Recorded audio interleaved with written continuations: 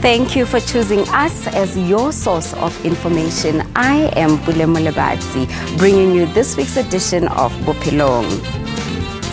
Today we'll look at community safety initiatives and what ordinary people can do to prevent crime. We visited Beggersdal Township to see how one man has made it his mission to put an end to gang violence and constant unrest in his community. Later on the show, we'll be looking at how a small community of women is ensuring that justice is served for victims of gender-based violence at Ikaya Lethemba Center.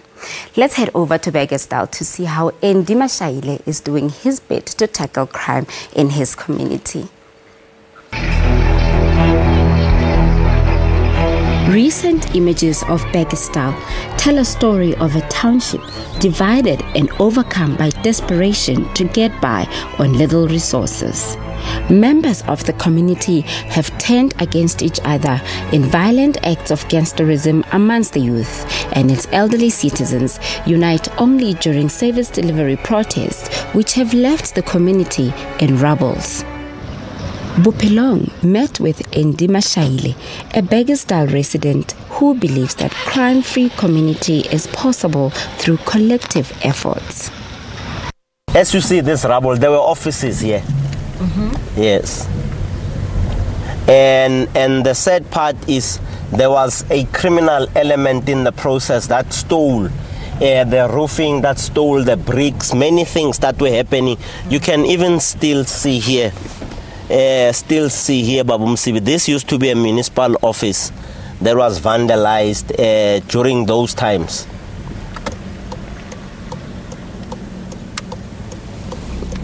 Serious destruction, as you can see.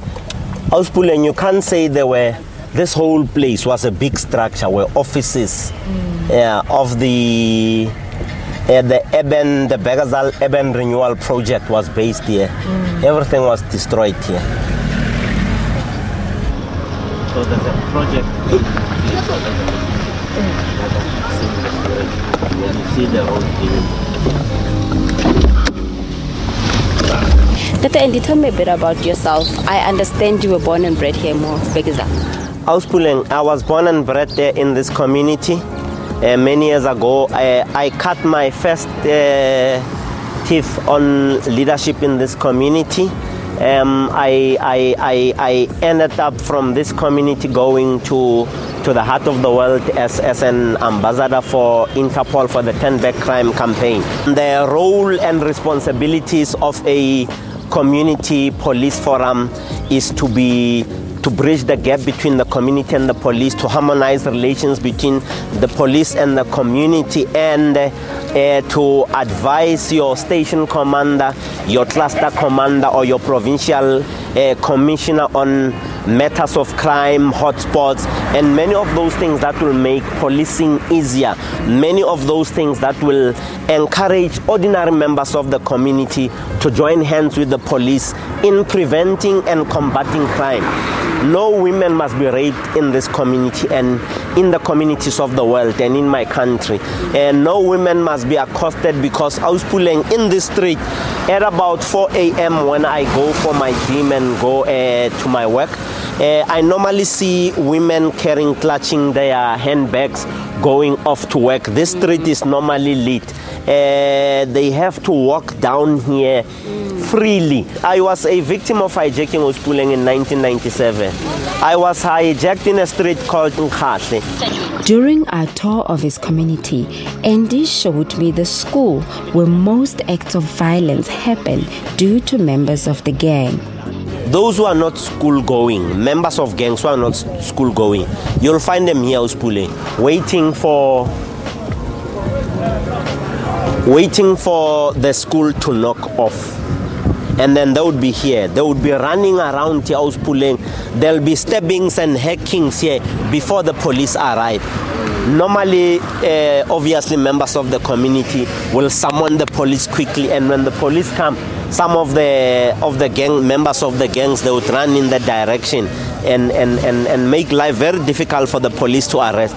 But I'm happy to say to you, I learned that there was a gang violence around the area here, but the police were able to, within a very short space of time, they were able to arrest a sizable number of those gangsters. This young man's name is Franz. Ne? Wana ba sekolo thipa tse ba di tshwarang ke thipa tse lo wa so ba tla mo sekolo mo le ba tshwara dithipa normally motho ke na ka yone go sekolong a iswere bongata ba bone ke ba ile go ba tswa go borwa Simonye ba fitlang ka dipeso go se ke bone batho ba lo ba fitla ka bothipa mo sekolong ga go sobele batho ba le ba lo ba kata kana botse bothata ba bone ke ntwe lo e simolla mo strateng ka go ba ka mo le ba ka mo mikhukhung ba re ai ka mo location ke ntwe lo rai ke mo ba phanda mmote ba ka mo location ke mo spitsi ba ka mo location ba ipela go ba bete ka go bone ba dula go mikhukhung and a sentwe lo ke ntwe lo go ba ka elwanela ke ntwe simple ka re dula mo location re le ka ofela ma dula go mikhukhung ma dula mo dintlu a se problem ha o shebile ha se tsotle ntwe etsang hore bana ba bebetsa so ya le one nka e blame masotlego ka go bongata ai batho ba bangata ba sebetse ene le di mine tse ka mo o ka re di tlakwala le tsone segale ka go batho ba mo location a se batho ba ile go ba benefita from mo di mining tse ka mo tse surrounding location go benefita batho ba tswang from Eastern Cape KwaZulu-Natal ba tswang kae ka ba seng batho ba ka. With the majority of people in Baggestal battling with social issues that often cause division amongst themselves, Andy has become the mediator, using his popularity amongst the members of his community as a tool to initiate a dialogue. Okay, thank you. Stay with us. When we come back, we hear from the local police how Andy has played a role in opening communication lines between the police and the locals in Baggestal.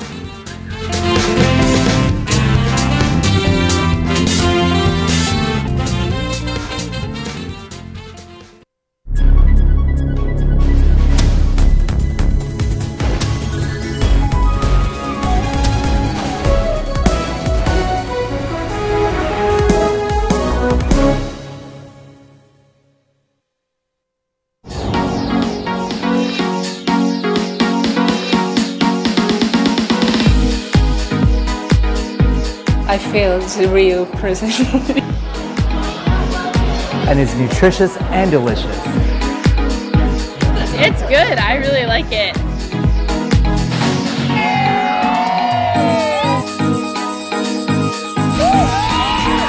This celebrates being South African.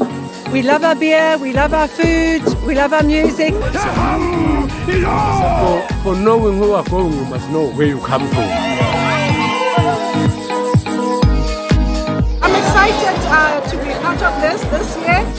For all your travel trends, catch us every Sunday, 12 midday on Channel 404.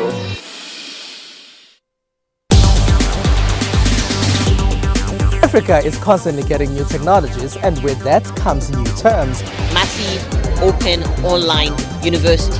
And primarily what they are doing is they're established in the community, so they're well established within the Soweto community. Internet of Things also covers small sensors, so you can do like home security, motion detectors, IP cameras. On Network, which simplifies these terms for you. We also have new gadgets and social media. When it falls on the grounds and then the battery, everything falls off, people just put it all together and then your phone is back in shape. The Volega app, we initially started off by doing this manually. The internet is actually my favorite fashion invention of all time. That's Network with Ms. Pumelele Zondi every Sunday at 9 p.m. on SABC News.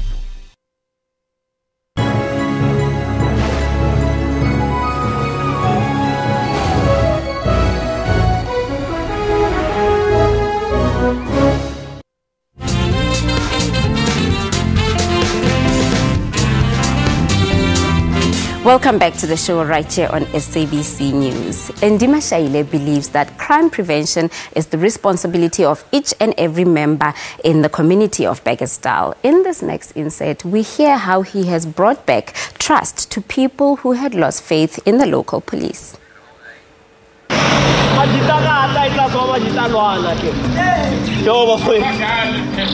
Ndima Shaile is a community leader whose mission is to fight against the high level of crime in his community. Being born and raised in Bekkersdal, Andy has built relationships with the young and old. Can anyone be an agent of change when it comes to crime combating?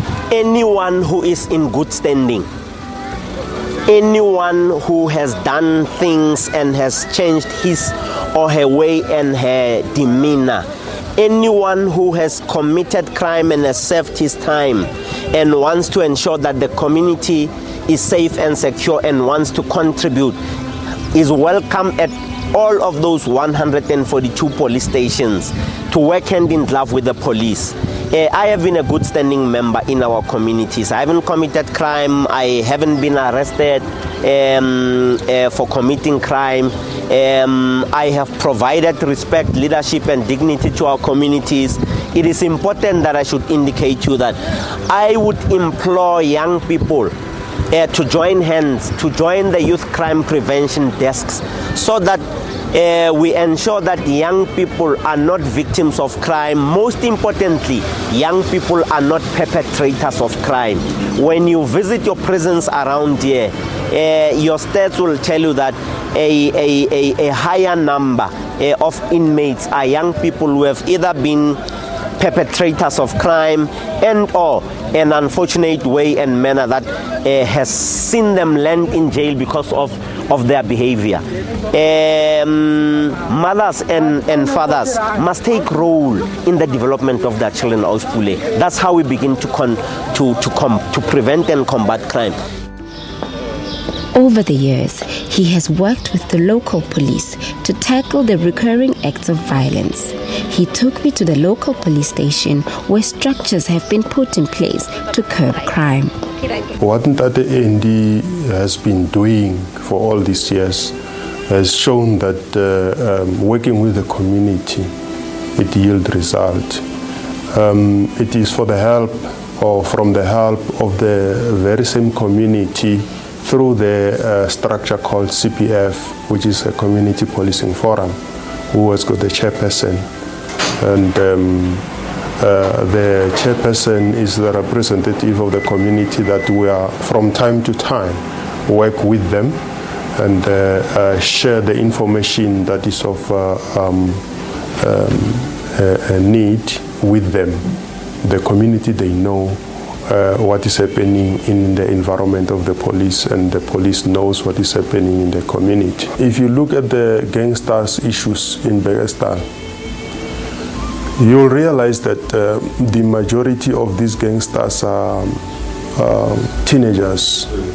And, you're talking the age of 14, 15, 16. Those are still young children that are still supposed to be attending school, and they are still attending school. Now, it is just that Bekkersdal has been infiltrated by this gangsters mentality that has made so many of them believe in that gangsters' life is the way to go. Crime are mostly committed by people who are unemployed and people who are doing this illegal mining here, because the majority of the people who infiltrated Bekkersdal are people in the mining environment, people who came here to do mining, and as soon as they lose the job because of the retrenchment and the likes, they tend to commit more crimes.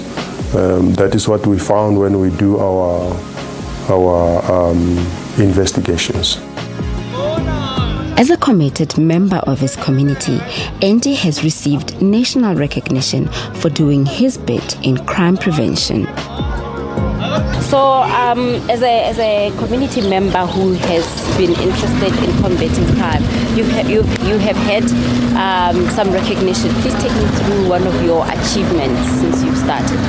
I was pulling one of those things that I have achieved that will remain with me until thy kingdom come is organizing the community structures in the whole of the province. There are 142 police stations Bophelong in Gauteng, and myself leading a team of the province Bophelong organized community police relations in those structures to such an extent that as I'm talking to you today, all 142 police stations have CPFs operating. I left the provincial board last year, February, 2016 February, to assume my post as an ambassador for the Interpol 10-back crime. From his community to world stages, Indi Mashaile has told the story of hope to those who can assist him in his journey to restore peace and harmony in Bagistan. Greatest leaders from amongst our communities. And let's take a quick break. We are back with more after this.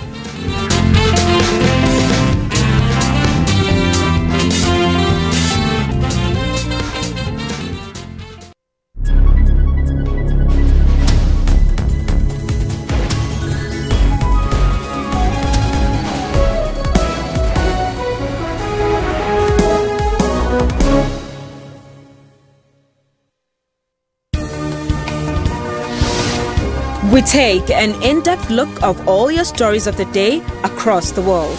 Last month, Mkhwebane said that the bank had failed in its duties to protect the public by not ensuring that ABSA repaid an apartheid-era bailout given to the failed bank, Bancorp. The rand fell nearly 2% on her remarks. My effort, in my opinion, is going to be to build a Zimbabwe that I believe in, as opposed to remaking a Zimbabwe of the past that I cannot do anyway. So I'm absolutely clear on this. We need to start showing more commitment by government that they are committed to working with business, and therefore that should start to stimulate confidence, and with confidence comes investment, and with investment hopefully comes growth. Stay tuned to Primetime News every day from 18 hours. A warm welcome to one of your favorite weekly review analysis programs, Media Monitor. So let's look at the race itself. It's just becoming a personality contest where people just want somebody to guard their own vested interest. And I feel that the country is at a point now where we need some sort of change. It is ANC policy that they will have to implement. We fairly know the direction the ANC wants to take. As a leader, you have to implement. So what was it like on the ground in Kenya? Well, the country is divided. The country is very divided. I think within the country, for me, the one person that I criticize severely, and I'm not very happy with his approach, is Raila Odinga, with him pulling out. Stay tuned to Media Monitor and catch on analysts unpacking top stories every Sunday from 9 a.m.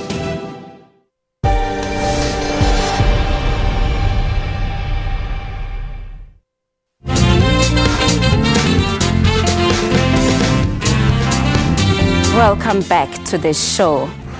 In this last leg of our show, we head over to the non-profit organization that's dedicated to ensuring that the voiceless are heard and there is justice for women and children who are victims of gender-based violence. Let's have a look. In central Johannesburg, there is a safe haven for abused women and children. Ikhaya Lethemba is a non-profit organization that houses and assists women and children who are victims of crime. Connie Ramatibela has been with the center since she started practicing as a trauma counselor. Recently, Bophelong spent time with her at the center. Ikhaya Lethemba is a one-stop center for victims of gender-based violence. We assist victims of domestic violence and rape. Adults, we have a group of doctors, nurses, professional staff, social workers that assist in making sure that the victim, when the victims come in, they get medical evidence. Normally our victims are brought by police, so already they will come with a crime kit, and then they will start at a medical legal site, and then they will take the forensic evidence, and then we then have a group of social workers. The victim will then be will be seen by the social worker, who will assess the needs of the victim at that point in time, and then we will then decide if the need of the victim is to continue to stay. Maybe it's safety issues, he can't stay in the community or where the incident happened, then the victim can be accommodated at the shelter for up to 6 to 9 months. The center provides a detailed care plan that takes the women through all the stages of healing. The trauma that the victims experience is beyond. It will stick with them forever, for the rest of their lives. That's why when we go to court and support them, we make sure that we prepare the victim impact statement. What impact has this person suffered, to make sure that the case is watertight, to make sure that the prosecution and the sanctions that are given, the sentencing are harsher. So we may not have control of what the prosecutor, but we can have the magistrate will decide, but then we can have an influence on how we handle we support our women and our children who have suffered this to stand trial, because we know that trial is another brutal place, and we make sure that we don't lose them within the cracks, that they are able to stand there. And we act as also expert witnesses in some of the cases. For example, if the doctor has seen them, they will then be subpoenaed to take a stand for the case. For younger children or women, we feel that they won't be capacitated. It will be like the depression has damaged them so much that they can't take a stand. We have forensic social workers that can also take a stand on their behalf as well. So we have successes, for example, to cite one case, the Rhodes Park victims, that the perpetrators received more than 45 life sentences.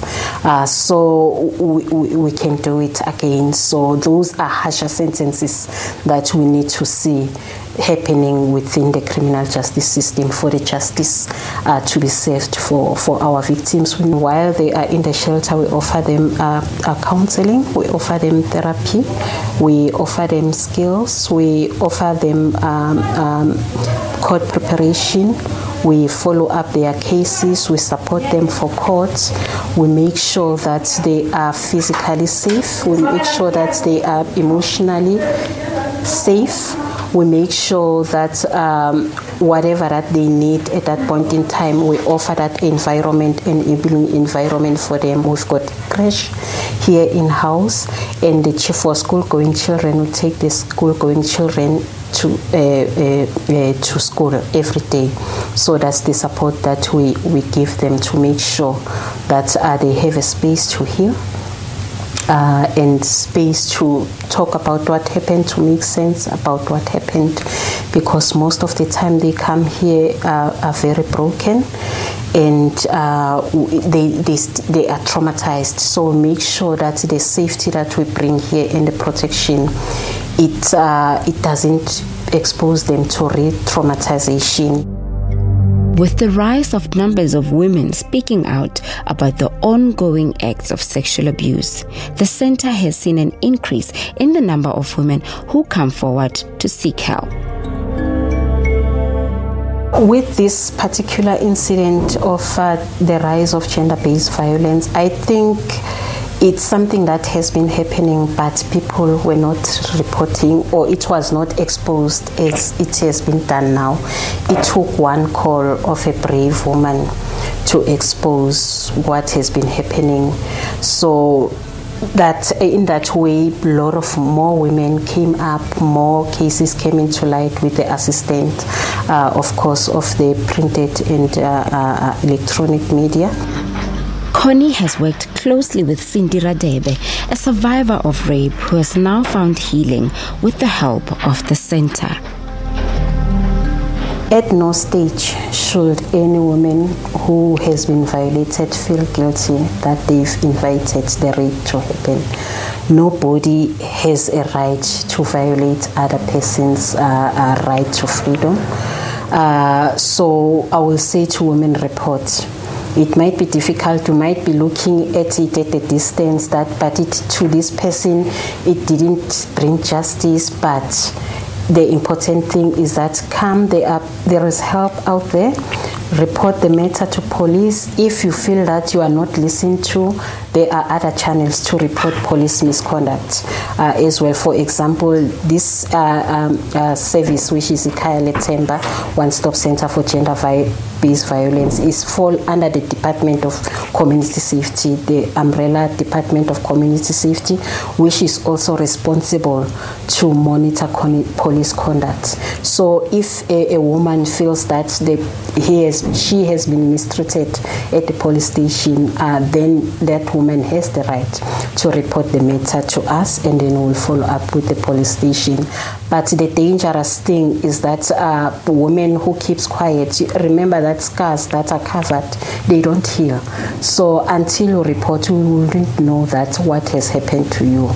So when you report, you are breaking that cycle, you are breaking the silence, and you are saying, hey, I'm here, I need help. You will receive help, you will receive counseling. Don't suffer alone. Even if it happened 2 years ago, 10 years ago, you can still come. Your case can be built up, and then we go to court and see what happens, because what we need is you as a witness, and we are here to support you and to make sure that justice is served. We'd like to salute Sis Connie and the ladies that she works with. And with that, we end our show here. Until next week, it's a goodbye from us here on the show.